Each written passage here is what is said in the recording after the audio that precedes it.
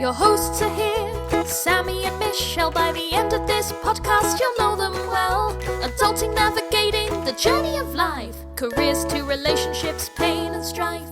Put down the rule book, rethink the status quo.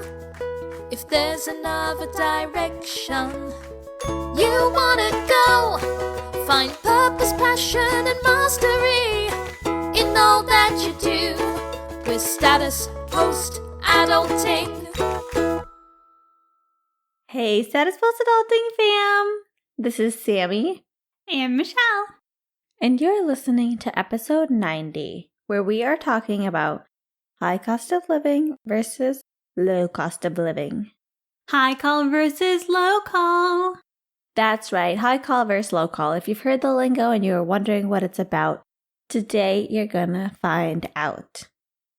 Yes, and we are talking about high cost of living versus low cost of living because of a couple of different reasons. One, we talk a lot about cost of living in general when we're talking about personal finance. And this is sort of just taking a deeper dive into what that really means. Like, what is cost of living and why should you care? And also, we ourselves have really lived the variety. We grew up in Michigan. We lived in the big city in San Francisco. Both of us have lived in other places. And now we live in a small town. So we wanted to share our perspective of what the pros and cons are of both. That's right, folks. We tested it out for you, so you do not have to test it out for yourself. That's so true, Sammie. So what is it really when people are talking about cost of living? I guess literally it's the cost of living. But in a perfect world, cost of living would be the same no matter where you are on the whole entire world. And that cost would be zero. Oh, wow. No, just kidding. That would be a socialist world. Okay. That's like maybe 40,000 years ago. I'm not saying it's not possible, but the thing is, we live in a world where different monies, fiat, has different values depending on where you are. Certain places are considered more desirable, competitive, whatever. There's just more people there. It's rising up the cost of things. Those are high cost of living areas. Some places, you can still get milk for $1, probably. I don't know. I dream. Maybe less than that if you think outside of the USA. So true. You got a whole goat, maybe. Yeah, exactly. Although there are some commodities that no matter where you are or what country you're in, they may be the same price. Example, oil. So true. Might even be cheaper where we are. So we are going to talk a little bit about what our experience have been living in a high cost of living versus low cost of living area. It is limited. We've only lived in a handful of places within the United States of America. It can be definitely more expensive or cheaper if you left the 48 contiguous states, but we did not do that. So apply at your leisure. I do think this perspective can be thought about. You know, you could either make it higher or lower depending on your own situation, and hopefully our perspective gives you a little bit of perspective as well. Exactly, Michelle. And if you don't know our story, we were living in San Francisco before we moved here to our small town, and San Francisco is one of the highest cost of living cities in the United States. It looks like New York still beats San Francisco as far as high cost of living. Not still. I think San Francisco once upon a time was higher than New York. Oh, well. Maybe. Then I should say New York beats San Francisco, period, right now. Period. And Honolulu, it looks like, is also above San Francisco, depending on where you're looking.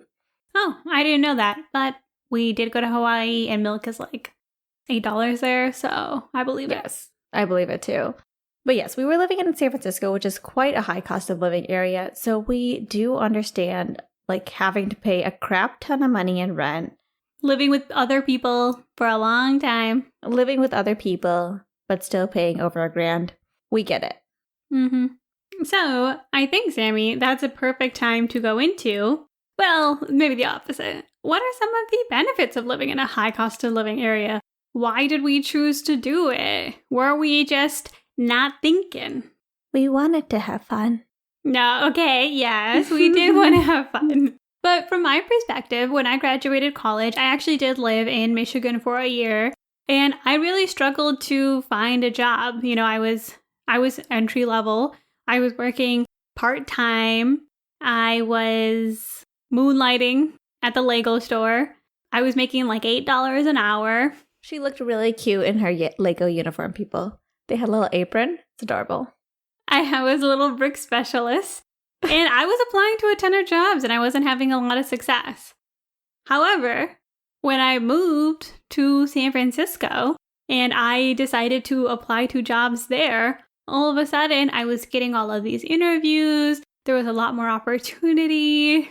The money they was offering me, it wasn't even crazy money, but it was definitely crazy money to me because I was just a little part-time brick specialist.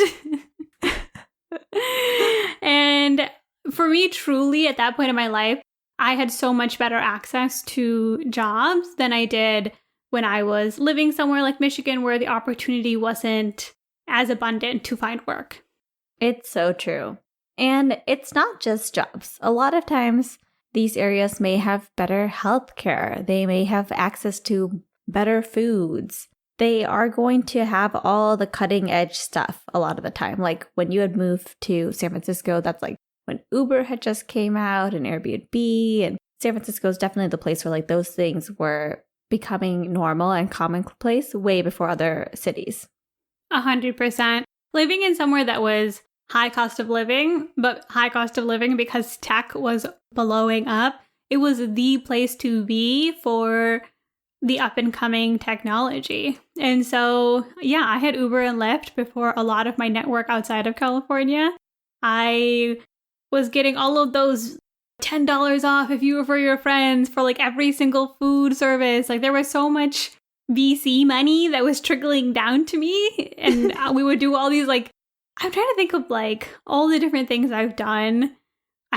There was that startup where had like a, what do you call it? The person with the clothes? A stylist come to my house. Mm-hmm. We would do all the car stuff where we would borrow other people's cars. Laundry. Sammie was getting her laundry done. Oh, the massage at home. You could get your massage at home.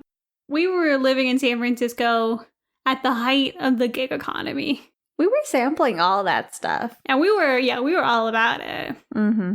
And I remember even when I moved to Austin, which is still a tech-heavy city, how there was stuff that had been in San Francisco but hadn't come to Austin yet. And God forbid you even talk about that with our small town now. So true. It's so true. And I think another nice thing about living in a big city is you are surrounded by like really ambitious people who are just so unique. Like a lot of the people we met in San Francisco, they are just doing interesting stuff and they're like very creative. And you meet those people just like walking on the street or like going to a coffee shop, you'll run into people who just have like very interesting lives. I agree, Sammie. I think you can really build an interesting network in San Francisco because one, it's a city, and I think a lot of high cost of living cities are like this, where there's a lot of transplants. There's a lot of people who move outside of the city into the city, and thus a lot of people are like very open to meeting new people. You could be in a coffee shop, you can be in the train, and people will chat with you, and you might find someone cool.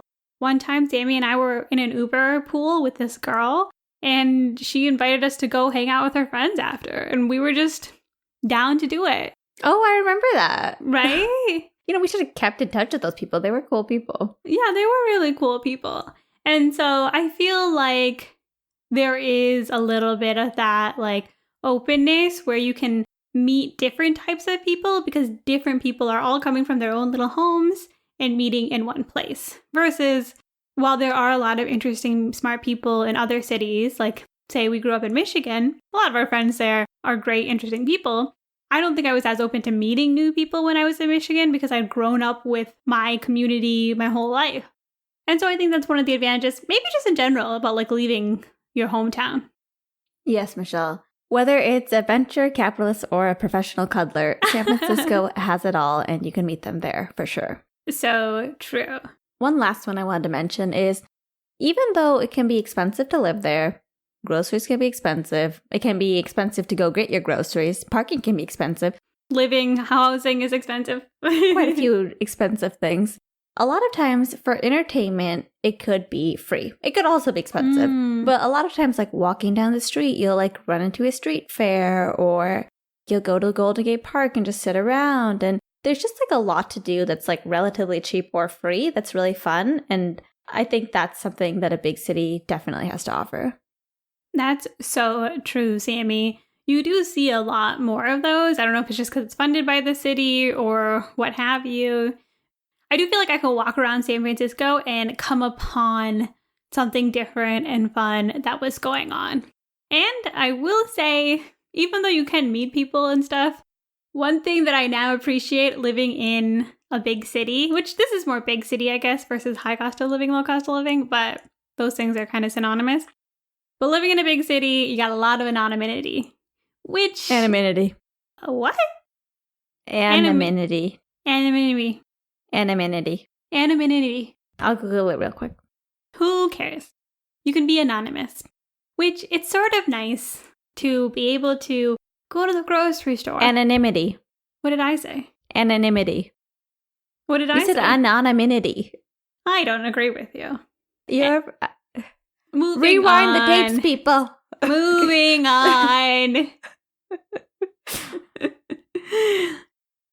The point is that you can be anonymous in a big city, and it's nice because you can go to the grocery store and people don't ask, and people don't know everything about you. You can go do whatever you want to do, and it's not like the whole town knows.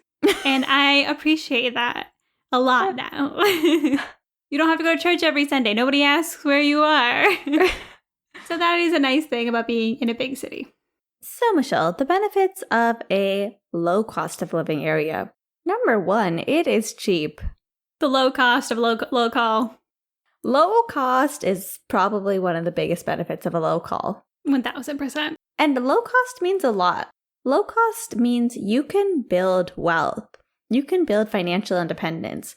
You can retire earlier, which a lot of people in our town are actually retired. May or may not be related.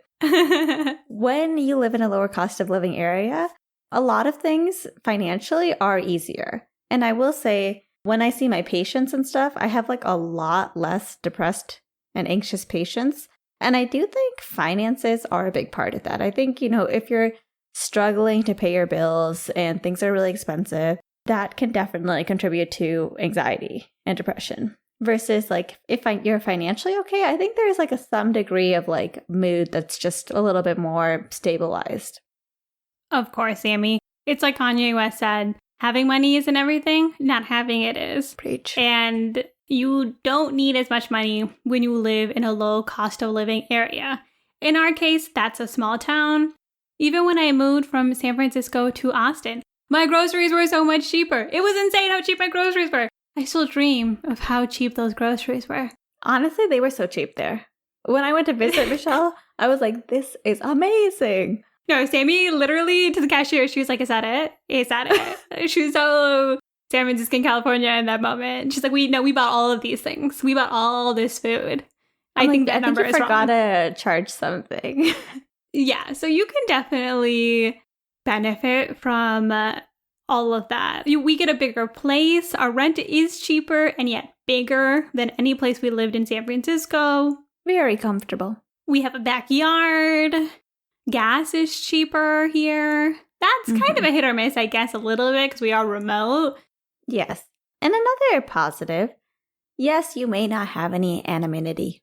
None. But you do have community. People are always looking out for you. Yes. If you listen to our episode Story Time, you'll know that our house got toppled by a tower downside of the low cost of living. Sometimes you get what you pay for. Sometimes regulations may not be enforced. Sometimes rules are kind of vague. But our neighbors were so great. Like, immediately went out of their way to house us in the rain, to make sure we were okay, to offer a place to stay. Like, everybody in town knew what happened to us. Literally. People are like, aren't you friends with that lady whose house got hit by the tower? How's she doing? I mean, Sammie, you got a flat tire. Mm-hmm. And your coworkers went out and changed your tire without even telling you. Like, that is so nice. Mm-hmm. And we're from the Midwest, so we appreciate that kind of kindness. In San Francisco, you can fall on your face and people will ignore you. It's happened. No, literally, there have been times where I have been running and I literally fell and I literally slammed my face onto the ground, and there are just tons of people just walking past me. Nobody asked if I was okay. And back to the flat tire thing, one time I got a flat tire in San Francisco, and people are just watching me get out my jack, watching me lift up my car. And it was only this old Asian man, he's probably about 80 years old, came to help me twist off the nuts. I think there's some degree of when you're in a small town, people know you, they want to help you. There's that sense of community there for sure. It's so true, Sammie. There are nice people and bad people in both places, but people definitely feel more responsibility for you when you are in a smaller community. And I will say another benefit, if you are a healthcare provider or someone who works in some sort of job where the jobs are everywhere, maybe in the police or maybe other things like that. Teachers. Yes. These places can actually pay more, significantly more. And so then you get the benefit of getting a super high pay relative to what you would get in a bigger city where more people are available to take those jobs. And you get the benefit of living in a low cost of living area. So you are literally putting gasoline on your fire. Financial independence, retire early. I love that, Sammie. Thanks. I love your little arsenic metaphor. And also, now that so many people work remote, if you do feel like you're making good money, you don't necessarily have to stay in a high cost of living area.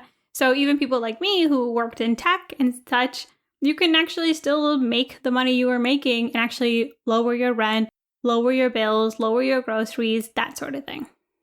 And I'm not sure if this is true for everybody, but I do believe that in a low cost of living area, a lot of times the commutes to work will be shorter. Oh, yeah. Yeah, in a higher cost of living area, people oftentimes live further out of the city to get cheaper rent, and maybe they have to drive further to their actual job. It's true. Plus, high cost of living just typically does mean more people. That's what's driving up the cost. And so you're going to have to get what housing that you can. You're going to have to sit in traffic longer. So I do agree. I think commute is a big one. There is traffic. There is traffic, period. So while living in a low cost of living area like we are is so wonderful for so many reasons, there are some downsides. Yes, Michelle, that is true. One big downside would be that maybe you don't have the best access to a lot of things, like an airport or healthcare or grocery store. Groceries. You could be in a food desert in addition to a literal desert. You might have a grocery store, but it might not be that great. I do think low cost of living areas, they are low cost of living for a reason. That's because there's not necessarily a ton of people living there driving up the cost. And so chances are you are making trade-offs. And a lot of those trade-offs can be major things. Like Sammie said, it could be your basic stuff like healthcare, grocery stores, etc. Or it could just be fun stuff. A lot of people ask us how do you go to concerts and bars and dinners? And we're we don't. We're in a small town, so we're in an extreme situation. But if you live in a low cost of living area or generally a smaller city, you're probably going to be in places where people don't tour. Beyonce is not coming to our town, you know? No. Never. Literally never. Maybe her tour bus stopped to get gas. Beyonce's flying over us. Maybe if her plane had an emergency and she'd have to stop by a small airport. Right. There was a dust storm. I do think in general, low cost of living areas may have a lot less resources, especially when you're looking for more unique or more niche things. So there's definitely trade-offs, which I think when it comes to thinking about a low cost of living area, you do need to look at the place and say, okay, I might be saving money on XYZ, but am I spending money on other things? For example, when I was in Austin, once again, the groceries were so cheap. But for us, actually, where we are, because we are more remote, the groceries are actually pretty similar in cost to San Francisco. And we don't have a Trader Joe's, so just saying. No Trader Joe's, no Aldi. Yeah, Aldi. I'm good. Aldi's too much for Michelle. I didn't know what it was supposed to be. But low cost of living areas are not the only places with downsides. High cost of living areas also have a downside, and their number one downside is their high cost. The high cost of living there. It's expensive, and it's hard to maintain a lifestyle, maintain that big city lifestyle. Or even just like what would be a normal life in a typical suburb in a high cost of living area like San Francisco. Those things seem so luxurious. Like to have a 4-bedroom house with 2 baths in the Bay Area. It's like, whoa, are you a multimillionaire? Like, calm down. That versus the house we grew up in Michigan, that same house in San Francisco is like a mansion. And we were not living in a mansion. Yeah, it was a nice home, don't get me wrong. But yeah, of course. It was pretty cheap. And it would not have been that cheap in San Francisco. Also, little things like private school, daycare, all those things are also more expensive. So just like living day-to-day life in a high cost of living city like San Francisco is just so much more expensive. And I think if you're somebody who just wants, a regular life, maybe paying that much, I could see how it wouldn't be worth it. Another downside is there is a lot of wealth disparity in these areas. If you are not in the main industry in San Francisco, tech, a lot of times other people were not making the money needed to be in a high cost of living area. And so I do think that is an important thing to think about, because sometimes you might think, oh, I'll move to this high cost of living area and I'll also make more money. But you do want to make sure that those match up. Sometimes you might be making a little bit more than you would have had you lived in a smaller city or a lower cost of living area. But you're not making up for what you're going to have to spend in rent or food or any of your basic needs. Exactly. And it's kind of crowded. Depends probably where you live, but if you're like us and you are living in San Francisco, maybe you're waiting an hour for a delicious brunch. Or maybe you saw a cute cafe you would love to go to. It's so adorable. You saw it on TV. You've dreamed of going there, only to find out this place is infested with people who are taking selfies. A lot more Instagram traps in these cities. Which I'll also say a big thing, when you're in a high cost of living area, the lifestyle inflation is also a big thing. So you'll have certain people who are making a lot of money, and maybe they're dressed down head to toe in Gucci, I don't know. But probably not. It doesn't seem like that's what Mark Zuckerberg is doing. But the point is that, everyone there is buying Teslas, and then everyone a class below them is buying Teslas, and then everybody's buying Teslas, and not everybody can afford Teslas. It's true. This is lifestyle inflation. Have I seen a single Tesla since I've been in this town? No, I have not. I have. Not that that's the point of that statement. Dang, dang, dang, dang. Driving through, or... No, I see. I think somebody has a Tesla. And the fact that I can almost point out where they are and who they are and where they're at is a sign that there's not that many Teslas. So true. And I think also, higher cost of living areas, a lot of times people, like, whether they have that money or not, are a little bit more glamorous or a little bit more lavish, versus in lower cost of living areas, maybe the simple, more humble lifestyle is like also a little bit more common and respected.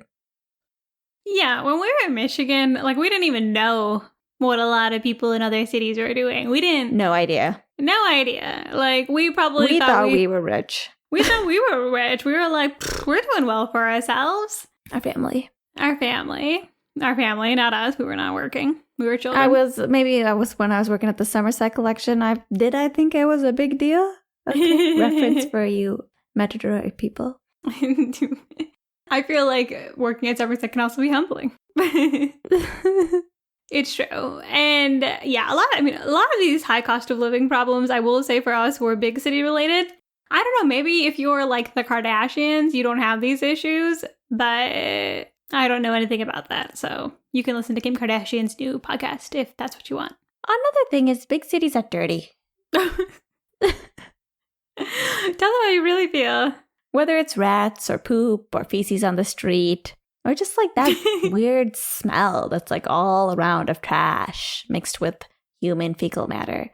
Big cities kind of gross sometimes. Yeah, I do feel like in general, maybe there's just like more like red tape, but a lot of things like the roads don't feel as good. Like all this money, so many potholes.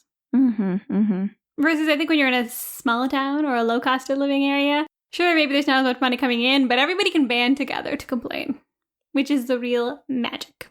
And another problem with high cost of living areas, and I do think this needs to be its own topic, and that is parking. Okay, because parking will ruin your life. And when you move to a small town, you literally never even think about it. Never. I used to think about parking so much when I was in San Francisco. Not when I lived there and I didn't have a car. It's not even a great city to not have a car in. Yeah. Parking is a huge pain. One, it's like so hard to find parking. You can always park in the wrong spot and get like $150, $300 tickets for like street cleaning. Even the punishments are more expensive. The punishment is more expensive. I'm like, this is more than my monthly car cost. Okay? Doesn't make any sense. In a low cost of living area, it seems like parking is often abundant. And you can literally park anywhere. I agree, Sammie. And the truth is, if our cities were more designed for walking and less designed for cars, I think it would be less of an issue. But we are going on a little bit of a parking rant. A very important rant. Okay. So here's the thing. Here are the takeaways. There are good and bad things for every low cost of living area and good and bad things for every high cost of living areas. Our own perspective is limited by our experiences in living in cities in the United States, living in San Francisco, which has its own unique problems. Maybe our list would have looked different had we lived in New York City or Los Angeles or Honolulu. We don't know. We haven't lived in those places. But I do think there can be a season of your life where one of these makes more sense than the other. I don't regret my time living in San Francisco. I had so much fun. I got to do a lot of different things. I really got to accelerate my career in a way that I would not have had I not lived there. And so I do think there were trade-offs, and I was happy to make them when I was younger. Now, I love being in a remote place. I love that things don't cost that much money. I can take extra time off of work, and I can work on my own personal projects. And for me, that's aligned with what I want to do. I agree, Michelle. I think season of your life is a huge thing. Like if you're in a season where you're trying to meet a bunch of young people and do lots of new random things, then maybe a high cost of living area has its benefit. If you are in a season where you just want some more stability, then a low cost of living has a lot of benefits, and it's going to definitely accelerate your wealth building. I will say too, Sammie, I think there are things to think about in a city outside of the cost, which is what are you trading off? Like, is the city you're moving to, just because it's cheap or expensive doesn't necessarily mean that the healthcare is good or bad. Just because it's high cost of living or low cost of living doesn't mean you're far from an airport. For me, the next place I live, I want to be closer to an airport. 2 hours is a little bit too much for me. But that doesn't have to be true for all low cost of living areas. And there's a huge spectrum between low cost and high cost. And you just need to know what's important to you. Think about it a little bit ahead of time and then make that decision. I agree, Michelle. For me, I would like to live near Trader Joe's. Wow. That is one thing I think I would actually enjoy. Bring on the pumpkin samosas. Just kidding, Indian people. I'm just kidding. I love them so much. And I think another important thing to remember, if you're in a high cost of living area and you're feeling stressed and you're wondering how will you deal in a low cost of living area, as people who have lived in a lot of different places, I do think that wherever you go, there you are. Oof. You are always you. You always are going to all these places. And I think we do have, somewhat of a baseline set point for our happiness. And you will be who you are in another town or a new environment. And, if what's stopping you is a fear that you'll become super depressed in a new location, I think the truth is most of us will be the same everywhere. I think that's so true, Sammie. Your location is more about the logistics, but who you are and what you value isn't really going to change that much. At least that's not what I've personally found. At the end of the day, you can't move away from your problems. You can't change your location to fix who you are inside. It might fix certain things. You might have logistical issues that you want to address, but who you are is who you are. It doesn't matter if you live in the middle of nowhere or if you live in the best city in the world.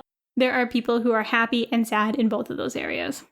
I agree, Michelle. I think certainly there's aspects like community and things like that make a difference. But at the same time, I think, we all kind of will be as happy as we'll be. Agreed, Sammie. And let us know if there's something that we didn't think about. We would love to know your opinion. Do you have a strong preference one way or another? Do you want to make a change? Do you want to come visit us in our tiny little town? Maybe. Let us know. We have had visitors. And most importantly, be sure to join us next time as we put down the rule book and rethink the status quo.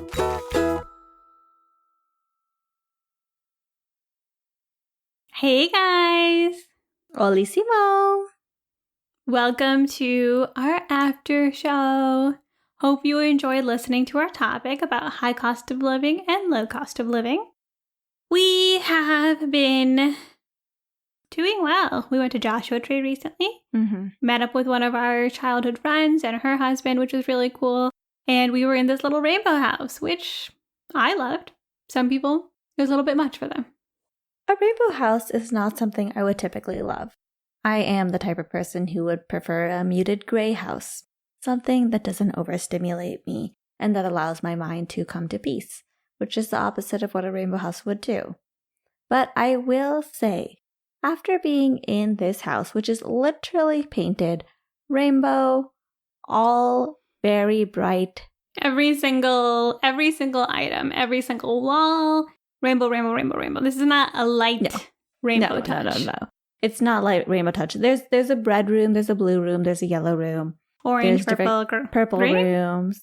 They have rainbow stuffed animals. The amount of belongings that are in the house, it's impossible to dust. I can't even fathom. And yet, after a few days of being in the rainbow house, it was starting to grow on me. I thought it was kind of cozy, and it had little romantic vibes to it. Wow. I'm glad to hear that, Sammie. And, our host was really nice. Joshua Tree is lovely. We definitely recommend it to anybody who might be interested, especially this time of year. If you're listening when this podcast comes out, a little cooler, definitely check it out. And the people there are so nice. The people in Joshua Tree are just so friendly, I feel like. Joshua Tree is like the hippie version of our town. Yeah. If our town really leaned into it, they would be Joshua Tree. But they don't want to, and that's totally up to them. They don't want to. All right, guys, that's all we got for you today. See you next time. Bye.